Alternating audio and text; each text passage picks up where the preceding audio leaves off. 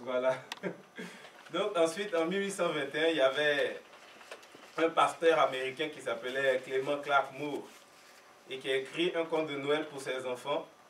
Et c'est lui qui a mis maintenant dans cette histoire le traîneau. Voilà, dire que le Père Noël maintenant circule en traîneau avec des rennes et tout ça.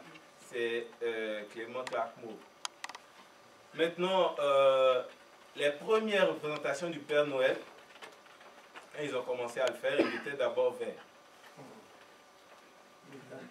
Il était habillé en vert. C'est pour ça que j'ai dit, vous voyez, Merry Christmas. Le Père Noël est déjà sur les traîneaux, tout ça. Il est habillé en vert. Et bon, je vais vous dire pourquoi il est habillé en vert tout à l'heure. Pour le moment, nous sommes à la médiatisation. Donc, ce sont les médias américains qui ont commencé à répandre cette image du Père Noël. Donc, je vais lire un peu, je vais m'aider du texte. Ce sont les Américains qui, ont réuni en un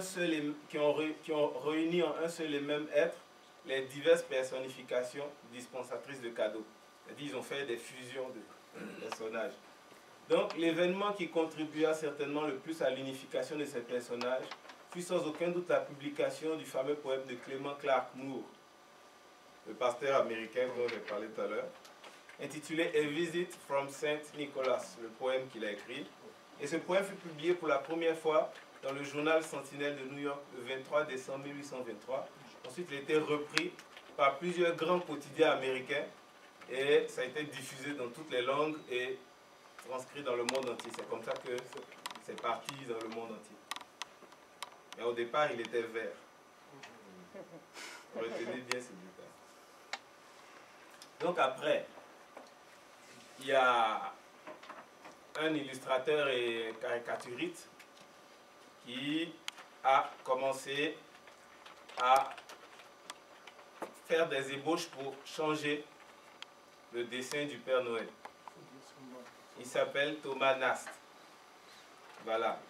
Donc, il a commencé à faire des dessins pour mettre le Père Noël en rouge, avec la fourrure blanche, avec le ceinturon de cuir.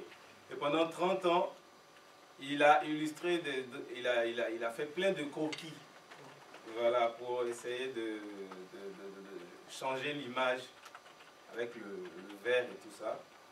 Et c'est lui qui a décidé de fixer la résidence du Père Noël dans le pôle Nord. Voilà, dans un pays qu'on appelle la Laponie. Voilà.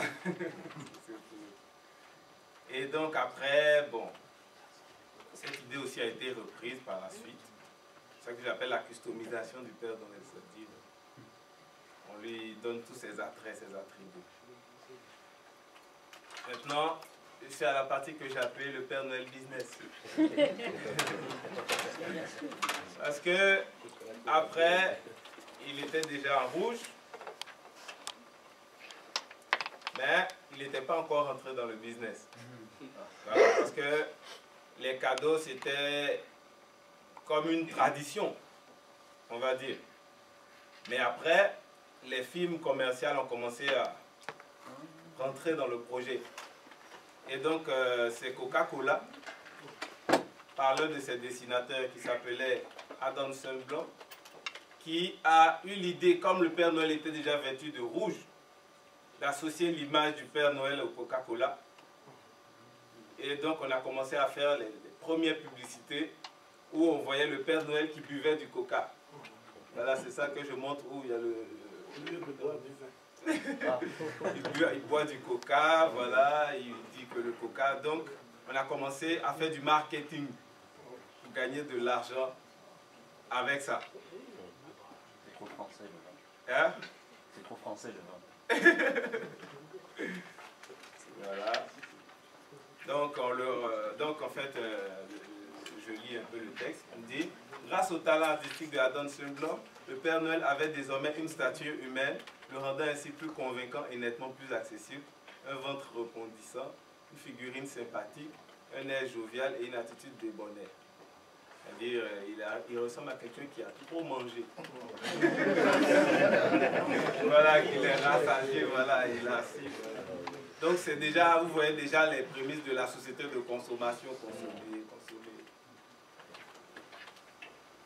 Donc je pose la question de savoir, quel est donc le lien du Père Noël avec la fête de Noël? Puisque à la base, Noël c'est la naissance du Christ, officiellement. Et que Saint Nicolas était fêté le 6 décembre et non le 24. Voilà, et non le 24 ou le 25 décembre. Donc, il n'y a aucun lien entre les deux fêtes. On voit que c'est une fusion qui était opérée par des gens. Voilà. Et au début, c'était Saint Nicolas pour la tradition, mais après, c'est devenu le Père Noël suite à ce que je vous ai expliqué tout à l'heure. Donc, ce sont des gens qui ont créé ce personnage pour faire du business. C'est pas un hasard s'ils ont pris son image pour mettre sur les Coca-Cola. C'est parce que c'était dans le projet. D'abord, il faut lancer l'idée, il faut que les gens acceptent.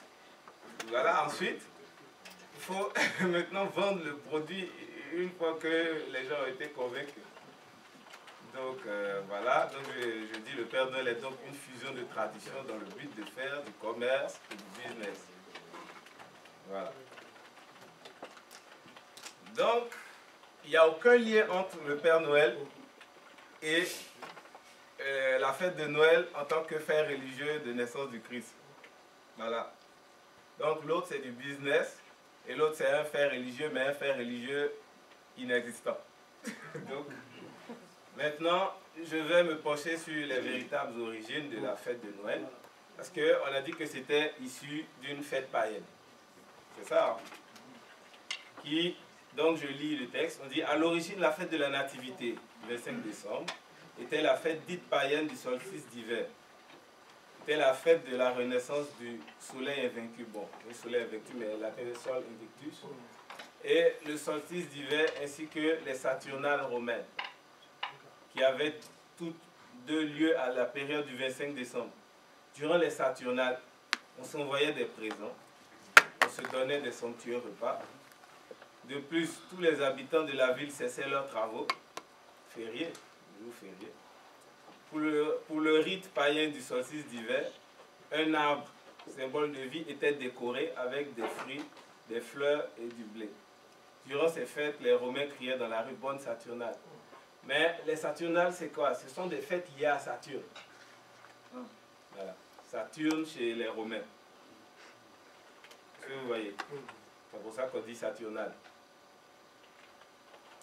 Maintenant, j'ai posé la question de savoir c'est qui Saturne en fait. Donc voilà Saturne.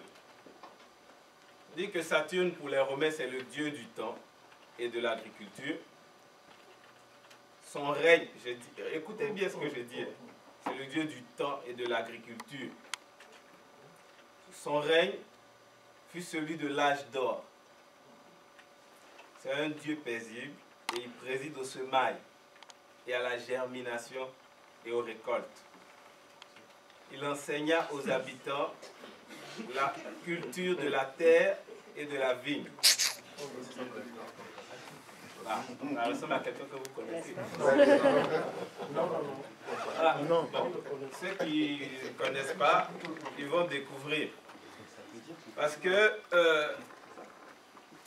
tout ce que j'ai dit là, je peux redire la même chose pour Osiris. Ah, c'est là où tu veux en venir. C'est-à-dire, si je change Saturne par Osiris, j'ai les mêmes choses. Donc,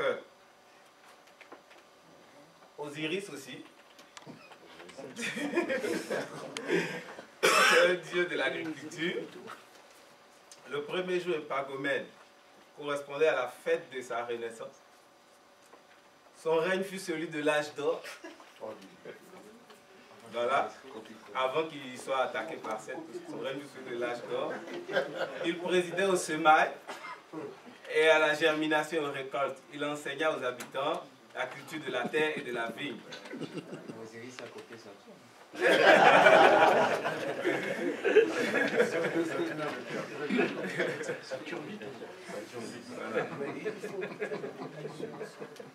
Maintenant, vous voyez le symbole Osiris est en vert, est représenté en vert. Justement, c'est lié à son aspect, c'est l'Osiris végétant en fait. C'est lié à la germination, à l'agriculture, au semail, tout ça, aux plantes qui repoussent, reverdissent. Donc c'est pour ça qu'il est en vert. Est-ce que vous voyez? C'est pour ça voilà, c'est pour ça que le Père Noël était en vert. C'est pour ça que j'ai dit de faire attention. Quand j'ai montré l'image, que le premier Père Noël était en vert. C'est à cause de ça. Donc bon, je fais un petit dessin. Je dis bon, durant la fête d'Osiris aussi, on s'envoyait des prix. On se donnait de somptueux repas. Les habitants cessaient les travaux. Maintenant, lors de cette fête, un arbre, le sycomore, était symbole de vie, était décoré avec des fruits, des fleurs et du blé. Voilà, le sycomore.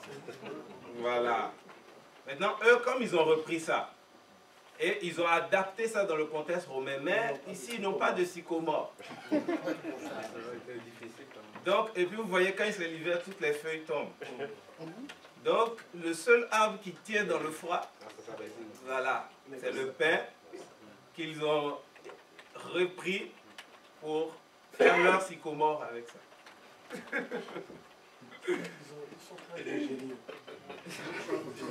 Donc voilà, c'est la preuve qu'ils sont des êtres humains. Voilà, donc voilà, ça c'est à quoi ressemble un sycomore. Ça c'est la première photo. Maintenant ça c'est l'autre arbre qui résulte de l'adaptation de l'autre. Voilà qu'on appelle le sapin qui va être décoré plus tard. Et voilà pourquoi le Père Noël était vert. C'est pour ça que j'ai mis l'image.